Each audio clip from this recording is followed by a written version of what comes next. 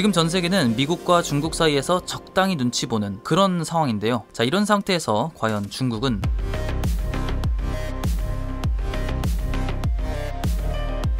디리스킹, 디커플링 이런 거 요즘 뉴스에 많이 나오죠. 이게 곧 중국을 어떻게 대처할지에 대한 얘기인데, 디커플링은 이제 너랑 안 놀아 정도면 디리스킹은 적당히 친하게 지내자 정도입니다. 어찌됐든 둘 다 중국과 거리를 두긴 두는데 어느 정도 거리를 둘까에 대한 얘기라고 보시면 됩니다. 이런 얘기는 왜 나오냐? 지금 세계 경제가 중국에 너무 의존적이기 때문입니다. 2022년 EU의 대중국 수입은 6,260억 유로, 2021년이 4,738억 유로, 2020년이 3,851억 유로니까 중국이 소수민족의 인권을 탄압했다, 뭐 수입 금지하자 이런 얘기가 아무리 나와도 무역량은 계속 더 늘고 있는 거죠. 헝가리 외무장관이 이런 얘기도 했었죠. 중국과 디커플링, 심지어 디리스킹을 하려는 어떤 움직임조차 유럽에는 자살 행위가 될 것이라고요. 그러니까 이제 대부분 서방 국가에서도 적당히 중국이랑 잘 지내자의 스탠스를 갖겠다는 거예요. 왜? 솔직히 중국이 돈이 되는 건 팩트니까. 코로나, 우크라이나 전쟁 등등으로 세계 경제가 주춤하고 있습니다. 더 이상 이들은 미국이 자기 편에 서달라는 부탁을 온전히 들어줄 수는 없는 거예요. 외교란 게 참 어렵죠. 자, 그런데 이런 상황 속에서 미국 기업가들도 움직이기 시작합니다. 최근에 일론 머스크가 중국에 방문해서 큰 화제였죠. 중국에선 일론 머스크를 좀 좋게 봅니다. 왜냐면 일론 머스크는 전부터 친중적인 발언을 많이 해왔거든요. 중국인들이 미국인들보다 열심히 일한다, 미국인들은 일을 배워야 한다 라고 한 적도 있고, 중국 외교부장한테 테슬라는 미중 디커플링에 반대한다 라고도 얘기합니다. 미국의 가장 위협적인 국가에게 이런 행동을 보이는 게 한창 주목을 받고 있죠. 그래서인지 이번에 중국을 방문했을 때 일론 머스크는 상당히 좋은 대접을 받았다고 합니다. 게다가 중국 검색 포털 바이두에서도 일론 머스크가 어디를 갔는지, 뭘 먹었는지 이런 내용이 굉장히 핫했다고 합니다. 그러면 일론 머스크는 대체 왜 이런 행동을 보이는 걸까요? 왜냐면 누가 뭐래도 지금 중국은 비교 불가한 너무 좋은 시장이거든요. 올해 3월까지 데이터로 봤을 때 테슬라 보급형 모델로 나온 차가 중국에서만 94,000대가 팔렸는데 이게 미국이랑 유럽보다 많은 수였다고 합니다. 그리고 작년 전체 매출의 22%가 중국에서 나왔고, 세계에서 판매된 테슬라 차의 절반이 상하이에서 나오고 있다고 합니다. 그리고 이건 중국 입장에서도 좋죠. 일자리도 생기고 세금도 내니까. 근데 일론 머스크만 그럴까요? 애플의 팀 쿡, GM의 메리 바라, JP모건의 제이미 다이먼 등등 미국의 유명한 기업가들이 지금 다 중국을 방문하고 있습니다. 사실 미국 입장에서도 이런 현상은 달갑진 않지만 막을 순 없죠. 그렇게 돈을 벌어오니까. 원래 어떤 한 나라의 시장 규모가 크면 내가 아니라 다른 나라의 수출 의존도가 높아집니다. 그리고 그건 외교적 무기가 되죠. 자, 이런 기세를 타서 중국은 G1이 될 수 있을까요? 안타깝게도 각종 경제 전문가들은 이에 대해서 조금 회의적인 의견이 많습니다. 일단 전과 같은 고성장이 점점 꺾이고 있고, 애초에 중국이 목표로 잡았던 2035년까지 2배 성장의 목표가 현실적으로 어려워지고 있다는 이유 때문입니다. 물론 중국이 제로 코로나 정책을 끝내고 다시 성장세를 보이고 있긴 하지만 이 정도로는 미국을 꺾기 어렵다는 의견이 많죠. 자, 그러면 사람들이 중국이 G1이 되는 것에 대해서 두려워하는 이유가 뭘까요? 우리는 인식하지 못했지만 사실 미국은 역사상으로 봤을 때 아주 온건한 패권국에 가깝습니다. 특히 우리한텐 더욱더 그랬죠. 물론 이들도 자국의 이익을 위해 일방적인 공세를 보인 적도 있는데요. 그걸 감안하고서라도 그렇습니다. 사실 이전에는 미국이 강력한 힘을 갖고 있고 그것을 휘두르지 않음으로써 적당한 균형이 유지됐다고 한다면, 지금은 중국이라는 도전국이 생기면서 힘이 양쪽으로 갈라지고 그 이외 국가들은 새로운 혼란에 빠지게 된 거죠. 물론 군사력은 미국이 앞서겠지만 경제에서 중국에게 많은 걸 뺏기고 있어서 상황이 녹록진 않습니다. 그런데 최근 미 해군 장관이 미국의 해군력이 함정 숫자는 물론 생산 능력에서도 중국에 뒤처져 있다 라고 발표한 적이 있긴 합니다. 게다가 중국은 G2인 지금도 대외적으로 공격적인 언행을 많이 보이고 있고, 이런 상태에서 G1이 된다면 특히 우리나라, 일본, 호주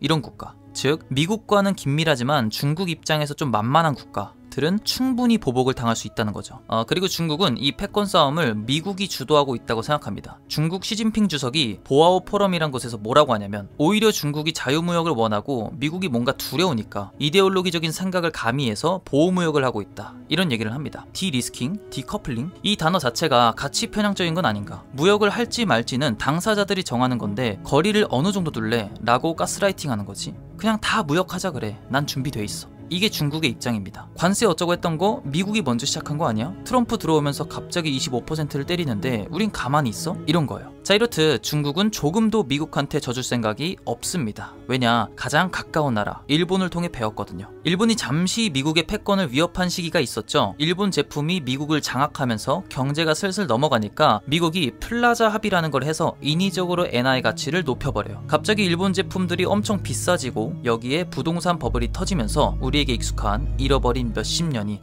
지금까지도 계속되고 있는 거죠. 이를 놓고 일본에 대한 미국의 경제적 원폭 투하였다 라고 평가하는 사람들도 있습니다. 그러니까 미국과 어느 정도 대등한 시기가 왔을 때 그들의 말을 고분고분 들어주면 안 된다는 걸 중국은 알고 있습니다.